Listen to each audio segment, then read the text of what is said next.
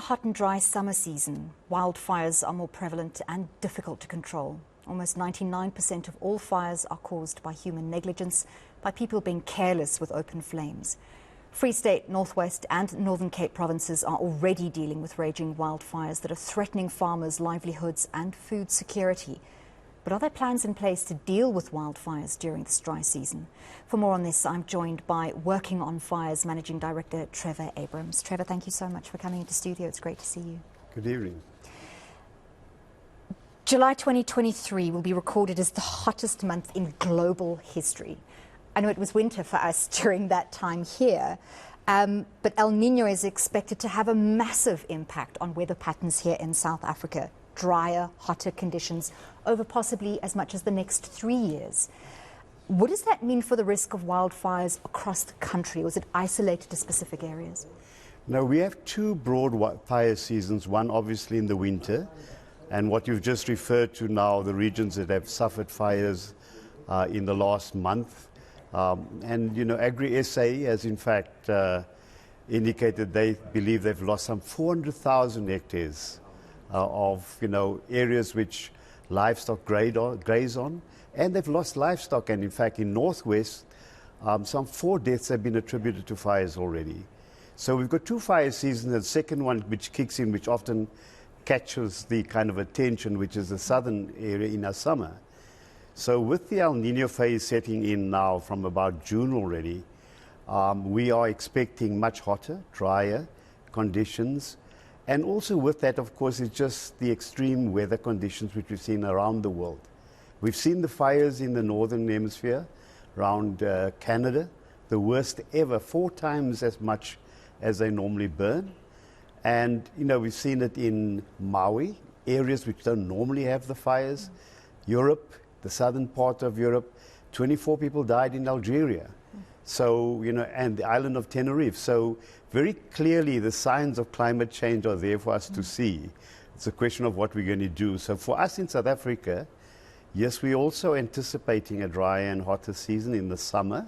And already our winter is in fact also experiencing quite a high level of fires. We've attended some 1,534 fires already this winter season.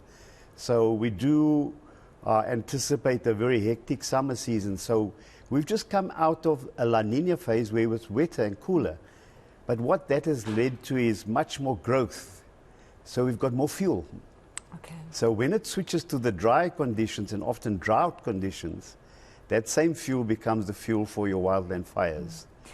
Trevor, you mentioned the fires across the globe, Canada, Hawaii, Greece, Algeria. We sent a number of firefighters from across the globe, responded to the call to assist there. How did our firefighters participate there, and what kind of level of expertise and knowledge do we have here that we sometimes, take for granted or don't celebrate enough? We've sent 4 teams of 215 each, so we've had 860 people go over there already. 3 have returned, and I think simply the fact that they invite us back is testimony to the fact that we bring a level of effectiveness, discipline, which, is being respected on a global stage. We've come back without any major injuries. We've come back with accolades in terms of our performance. And also we've come back with accolades for the kind of mood we'd bring to the camp, lifting the camp with the singing, the dancing, the discipline, the parades. And all of that has contributed to us establishing ourselves as a global firefighting force, which the Canadians are happy to bring out. We're not cheap because they have to fly us out in large jumbo aircraft, stopping over in Europe before we go over to Canada. But clearly we're doing a job well, and they've turned to us, and this time 4 teams have gone out in this fashion. And it's part of the intergovernment agreement between Canada and South Africa that's enabled us to deploy on this kind of scale.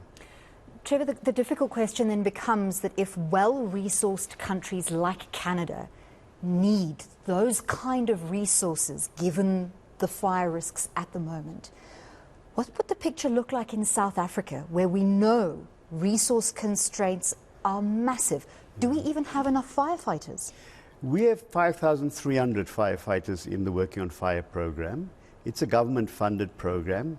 It's not enough. And it's the only national entity that we have. So when we had NISNA in 2017, we were able to deploy teams from other parts of the country to go and assist. But I think it's something that we would like to see even the business community participating in. This is a tremendous program in terms of transforming these young people's lives. Many of them were unemployed before, coming from rural and poverty regions of the country. We train them up into become professional firefighters, and they do their job with pride. And many of them obviously then go on into formal sector employment. We would like to see the private sector coming on board and saying, look, if we don't do something now but expanding this on a massive scale, we are going to be in crisis ourselves. How many firefighters do we need? We've estimated that to cover all the region, we should have about 17,000. So that's more than 3 times what we currently have. So, you know, while we can obviously make amends by moving teams around, you know, the kind of crisis that we're looking at is something that we'd better prepare for. And we know, as you know, saw the recent reports, government has declared, you know, its fiscal constraints already. And, you know, if we are to do this thing and do it properly, I think we're going to have to pull in all the possible role players who can contribute to it. In that introduction, we mentioned that 99% of all fires are caused by human negligence. So is that accurate? And do you think that the public is educated enough about fire prevention and what to do in the event of a fire? Part of our program, we also do fire awareness in our communities, in our schools. So that the UN report on, you know, spreading like wildfire, which came out earlier this year, emphasized that 60% of budget should be devoted to prevention. So we do the educational work, we do the fuel load reduction, we're burning fire breaks. Those are things one can do before.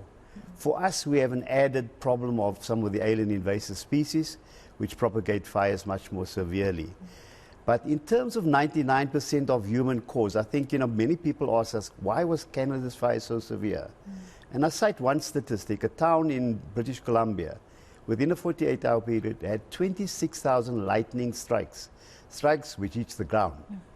And that's a big igniter there. So it's not universal that it's just human behavior. It is part of it. And where do those strikes come from? It's coming from dry lightning storms, which is part of this climate change. So we could also be seeing weather patterns which contribute to the ignitions.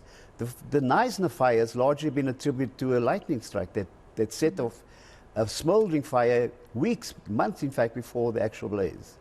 So yes, there's a lot to be done from the human side in terms of managing fire.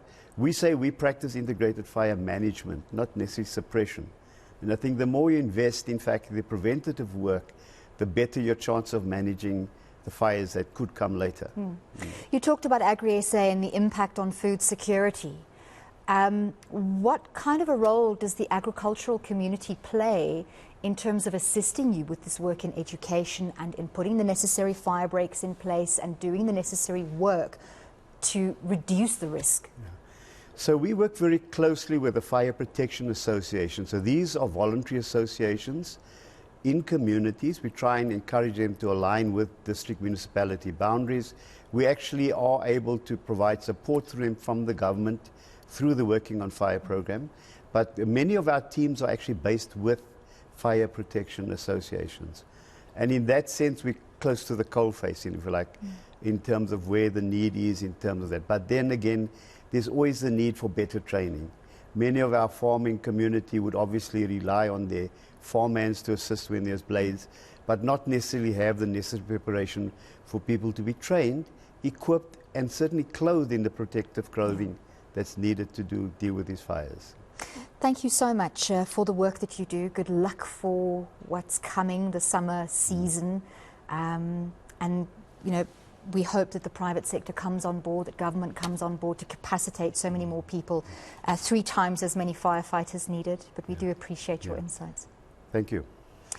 That was Working on Fires Managing Director Trevor Abrahams.